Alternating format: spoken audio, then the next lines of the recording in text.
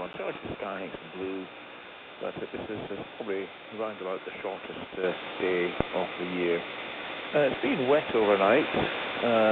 Don't see much signs of wind at the moment, but I don't have any reliable indicators. And temperature is 5.4 and pressure is 1011.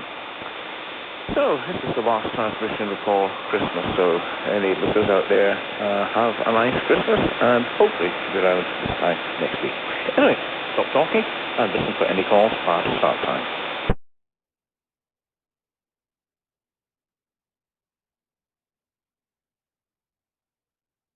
Okay, GM0CII, GM4 DTH, and a very good morning to Willie. Doesn't seem to be a great clamouring queue this morning. I can't blame it, it's not fast off the mark myself. Anybody else wants to call?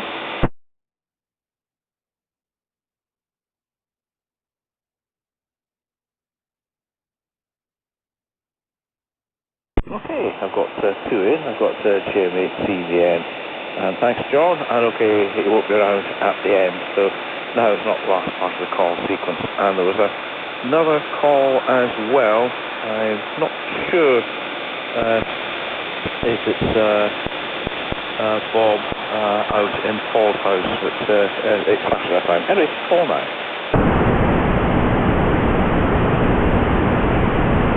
Now, there were two calls coming in when John was there, but only got John's call. Anybody else want to call in?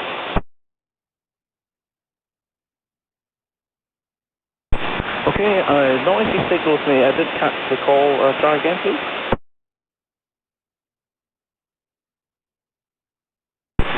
Might be Fox Bravo Quebec, but I really haven't caught this time. Anyway, it's not desperately important. And I see it climbing up towards start time. Fortunately, the news is relatively short today.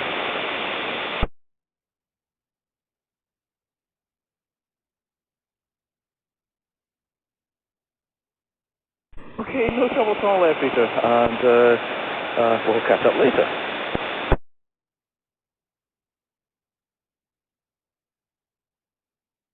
Thank you. Calling all radio amateurs and listeners. This is GB2RS, the news broadcasting service of the Radio Society of Great Britain. This broadcast comes to you from amateur radio station GM4DTH, located in Edinburgh, transmitting on 70.425, 145.525 and 423.525 MHz. Thank you for joining us. It's Sunday, the 21st of December, and here is GB2RS News Broadcast, prepared for the RSGB and intended for all radio amateurs and listeners. This bulletin is also available on the RSGB website at www.rsgb.org, where you find links to groups and organisations which may be mentioned in this broadcast. The news headlines. A British Science Week opportunity not to be missed. Would you be the new RSGB Honorary Skills and Career Development Officer? Challenge yourself with the RSGB Construction Competition. The RSGB is giving away 400 FM radio receiver kits and Morse code tutor kits as part of its British Science Week 2026 activities. The kits are available for school, university, scout, girl guiding and cadet groups, as well as other youth-related science, technology, engineering and mathematics groups, the STEM subjects. The project is being delivered thanks to a partnership between the RSGB Outreach Team, the Radio Communications Foundation and the RSGB Legacy Fund. To be involved, all you need to do is complete a simple form that you can find at www.rsgb.org/DSW. If you need support, the RSGB can put you in touch with local radio amateurs who can help. In exchange for the free kits, you'll need to send a brief report and photos which the Society could share afterwards to celebrate the activity and inspire other groups to try amateur radio. Don't miss out on this opportunity to share amateur radio with the next generation. The RSGB is looking for a volunteer honorary skills and career development officer. One of the main responsibilities will be to build a team to engage with early career engineers as well as those making a career transition in order to encourage them to use amateur radio to develop their skills and knowledge.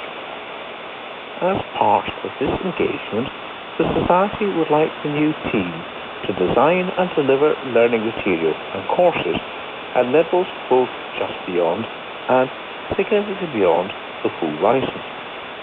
Go to www.rsgb.org/volunteers for the full role description. Keep yourself busy over the Christmas holidays by getting involved with the RSGB construction competition. There are 7 categories to enter, including beginners and software. The software category is designs, which recognise the importance of software technology to all aspects of amateur radio. A £150 cash prize will be awarded to the winner of each category, with a £50 cash prize for the runner-up. Find out more about other categories and details on how to enter at www.rsgb.org/construction-competition. The RSGB is releasing more video presentations from its recent convention, with topics ranging from polar modulation to engaging young people with amateur radio. For more presentations will be released over the festive season. To make sure you are the first to receive notifications when they are available, click the subscribe button on the Society's YouTube channel at www.youtube.com/RSGB. Young operators continue to host a special call sign, GB25 Yota, for Youngsters on the Air Month. The Cambridge University Wireless Society is active today and again tomorrow. Jack M70FM will be operating under supervision of Pete M0OFM. Jack will also be active on Christmas Day between 10 a.m. and 12 p.m. So ensure you listen out and make a seasonal QSO with them. The operating times, bands and modes can be found at www.rsgb.org/Yota Month. The RSGB would like to thank Dr. Hallie Squans, GI4JTF, who was retired after volunteering for 25 years as the QSL Bureau Sub-Manager. More recently, Harry was the GI, MI, 2I QSL Sub-Manager, and those call signs will now be covered by Lindsay Pennell, GIC KME. All stamped address envelopes and any outstanding QSL cards will be transferred to Lindsay, but RSGB members in Northern Ireland who collect cards should, in future, send stamped address envelopes directly to Lindsay. The list of QSL sub-managers can be found at www.rsgb.org/QSLs, which has been updated to reflect the changes. On the 1st of December 1924, the 200 kilowatt Alexanderson alternator with the call sign SAQ was put into commercial operation with telegram traffic from Sweden to the United States. 101 years later, it is the only remaining electrical mechanical transmitter from this era and is still running condition. At 0800 hours GMT on Christmas Eve, the transmitter is scheduled to broadcast its traditional Christmas message using CW on 17.2 kHz. To find out more by visiting www.tinyurl.com/SAQ25. please send details of all your news and events to brandcom@rsgb.org.uk. The deadline for submission for the GB2S news for next Sunday is 10 a.m. on this Tuesday. Please note there will be no GB2S broadcast on Sunday, 4th of January. And now, with details of rallies and events. The Sparkford Radio Rally is due to take place next Sunday at the Davis Hall, Howell Hill, West Camel, near Yeovil. The postcode is DA227QX. The doors will be open from 9:30 a.m. and additional cost £2. Refreshments and free parking will be available on site. For more details, contact Luke on 07 870 168 197 or email luke@mymixradio.co.uk. On the 26th of January, the Lincoln Shortwave Winter Radio Rally will be held at the Festival Hall, Caister Road, Market Racing, and the postcode is LN83HT. This is an indoor event with ample free parking. The doors will be open from 10 a.m. and admission is £3. Tables cost £10. To book tables or for more information, contact Steve M5ZZ 07 777 699 069 or email m5zzz@outlook.com. Now, the special event news. The Rugby Amateur Transmitting Society will be using special call sign GB100 GBR from the 1st to the 4th of January to celebrate the centenary of the first CW transmissions from the GBR transmitter at the Rugby radio station. Operations will begin from the historic site at 1200 hours GMT on the 1st of January, which was the same time as the original station 100 years earlier in 1926.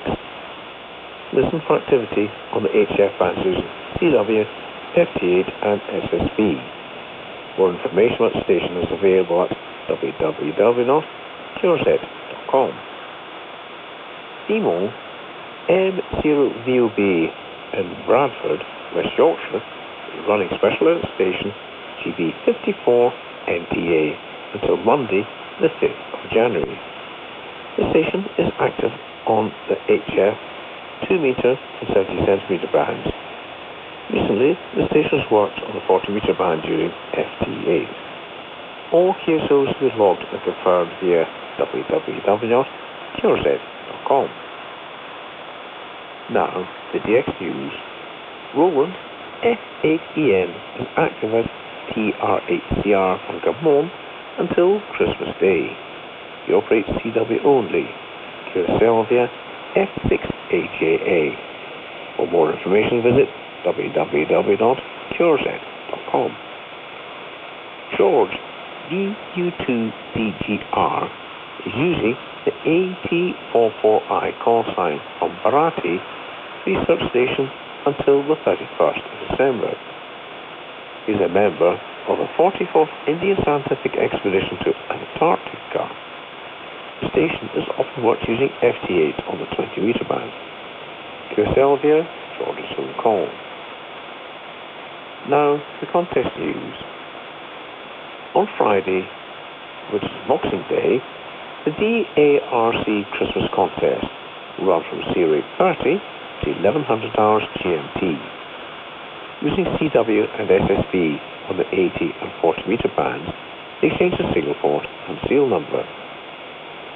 The worked All Britain Christmas party will start this Friday and runs through to Tuesday the 6th of January. Using all modes on all bands, the exchange is your worked All Britain book number. Next Saturday, the RSGB 50 MHz Christmas contest will run from 1500 to 1700 hours GMT. Using all modes on 6 metre band, the exchange the signal port, serial number and locator. The Sioux Ferry Top Band Challenge also starts at 1500 hours GMT next Saturday and ends at 1500 hours GMT the following day, Sunday. using CW 160 meter band exchange G4 character indicator. Next Sunday, the RSGB 17 MHz Christmas contest runs from 1500 to 1700 hours GMT, using all modes on the 4 meter band exchange single port, serial number and indicator. Now, the radio propagation report compiled by G0KYA, GTYLA and G4BAO last Thursday, the 18th of December. Last week, we suffered from the double whammy of a reduced solar flux index and an increased KP index. The solar flux index went down to 119 last Thursday, with the sunspots looking pretty sparse when compared with just a week or so ago.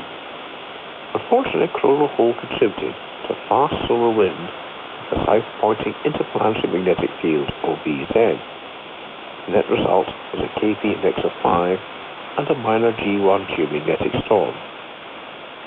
Nevertheless, the maximum usable frequencies, or MES, over a 3,000 kilometer path mostly remained above 28 MHz, at least during daylight hours, and there was DX2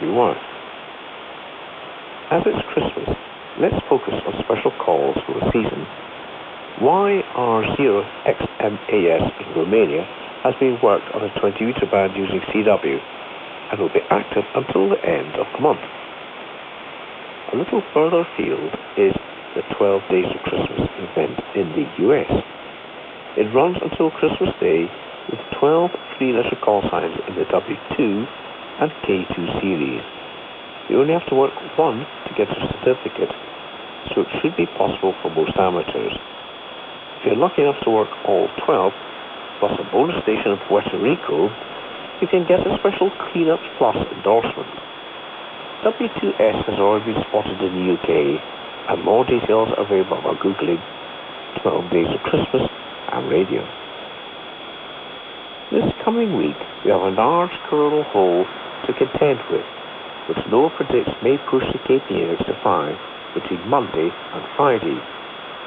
Good news is that the solar flux index may increase over the same period, perhaps up to 180 by next Sunday. Make most of the low bands as we hit the winter solstice, with the long periods of darkness, and certainly check the 40 to 28 MHz bands during daylight hours. And now, the VHF and propagation news from GCYLA and G4BAO. The past week ended on a dramatically mild, wet and windy note, with heavy rain and gales in places. It might be good for the Earth, but little else springs to mind other than some chances of rain scatter from the kHz folk. The main feature of this Christmas propagation report is that we have a major change in the weather pattern for the Christmas week. This change takes the form of swapping out the mid-Atlantic pattern of depressions and their associated fronts for a blocked cold easterly flow with an anticyclone part to the north of the British Isles, near the Faroe Isles. If this takes place as suggested by some weather models, then a much colder easterly wind will remain with us for much of the Christmas week. The strength of the high means that the flow is only likely to produce shallow cloud, barely enough for an isolated winter flurry on the east coast of England. Lighter winds over northern Britain, closer to the high, will probably allow some tropospheric propagation, but it is not convincing view of the shallow, dry layer below the inversion. However, it will mean some sharp frosts are possible where skies are clear. Long, dark winter nights are potentially good for seeing meteors, and it's worth mentioning 2 showers this time. The first is the Ursids, which peak around this Tuesday and Wednesday. Take a second shower to the Earth is a Quantidates, which peak on the 3rd and 4th of January. This is a much larger shower than the Ursids, so maybe this is the one to focus on for radioactivity. Corona remains on the list, as we're being exposed to a large coronal hole. The solar wind was 630 km per second, and the KP index was just under 4 yesterday morning. As ever, keep an eye on the KP index for high values, but it is even better to note conditions on the lower bands for signs of watery sounding signals. The sporadic E4 often speaks of isolated midwinter events, and in a view of the 2-meter showers adding fuel, there may be some useful jet streams. It is certainly worth mentioning. Using the jet stream over the Pyrenees or pass to Spain early in the week is a good place to start. For EME operators, moon declination is rising again and path losses are decreasing. We are past apogee for the month, the point where the moon is farthest from the Earth. 144 megahertz sky noise is also reduced again after reaching a peak yesterday. And that's all from propagation seen this week. Next, this time of week's local news. The coming week is Christmas week, Thursday being Christmas Day. Most of the clubs which regularly feature in our GB Tourist News broadcast simply rely on standing notices and do not update their submissions. At this time of year, most clubs will have modified their activities for the festive period. If we have not received an update from them to cover the festive period, we have suspended their notice for the duration of the festive period. This is simply to avoid broadcasting inaccurate information. We open with the Sounds Key notice. It is with great sadness that we have to bring the news of the passing of Tom Sorby, TM3MXN, on Tuesday the 9th of December. Tom was well known within the Lanarkshire and the Western Scotland amateur community. He was a long-standing member of the Mid-Lanark Amateur Radio Society and latterly with the Strathclyde Park Amateur Radio Club. Tom was an enthusiastic CW operator, learning his craft while doing his national service. Following his service, he took up amateur radio with the call sign TM3MXN. His funeral will be held on the 6th of January at 1 p.m. at St Machan's Church, Lark Hall. Our condolences go out to Tom's family at the sad time. At this point, we have only confirmed news and information from the following clubs. The Livingston and District Amateur Radio Society have advised us that there will be no further meetings being held this year. However, we will be holding the 2-meter net tomorrow evening on 145.575 MHz at 7:30 p.m. For further information, please contact Phil, GM3ZZA, by email to secretary@ladars.org.uk. On Monday evenings, the West of Scotland Amateur Radio Society have their net starting at 9 p.m. on 145.475 MHz FM. For more information, visit the website www.woshers.club or email Jack, GM4COX, at gm4x@gmail.com. If you have a news update for your club, which you'd like to include in next Sunday's GB Tourist News podcast, then please send it to radcom@rsgb.org.uk at 10 a.m. this Tuesday. To have your net and any other Scottish Amateur Radio Club activities listed on the West of Scotland Amateur Radio Society's website, or to report any changes, please contact Jack, GM4COX, by email to gm4cox@gmail.com. As usual, items for GB Tourist and Radcom are sent by email to radcom@rsgb.org.uk. And please note yet again that the deadline for submissions for next Sunday's GB Tourist News is 10 a.m. this Tuesday. That ends this week's GB Tourist News broadcast, brought to you by GM4 DTH in Edinburgh. It was compiled by the Radio Society of Great Britain, which represents amateur radio and radio amateurs in the United Kingdom and internationally. News items for GB Tourist, Radcom magazine and the RSGB website sent the editorial team as far advanced as possible by email to radcom@rsgb.org.uk. The deadline for GB Tourist submissions is 10 a.m. on Thursdays. The RSGB retains a copyright over the material translated. Information about our journey can be found at our website, www.rsgb.org. The full schedule of GB Tourist broadcasts can be downloaded from www.rsgb.org/GB Tourist schedule. GB Tourist is not licensed for two-way communication. Because you're welcome not to close down under the call sign TM4 details. So until next Sunday, 7-3, and have a good week from the GB Tourist News team. All 4 meters and 70 centimeters of remain news frequencies, while 2 meters are second for shortly. This is TM4 DTH.